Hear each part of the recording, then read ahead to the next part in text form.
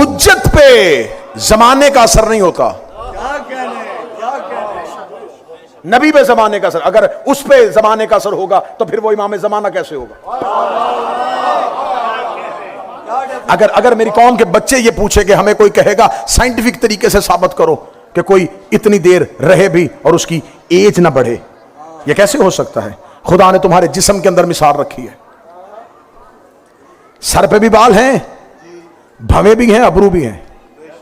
एक बदन पे सर के बाल, भवें और अबरू, खुराक पूरे जिस्म पे एक जैसा असर करती है। सर के बाल बढ़ते हैं, भवें और अबरू नहीं बढ़ते।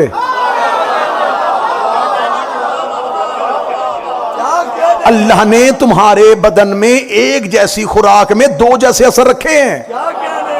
तो अब पता चल गया ना कि अगर अल्लाह बदन में एक खुराक में दो असर रख सकता है तो खुदा निजस और ताहिर बदन में फर्क क्यों नहीं रख सकता?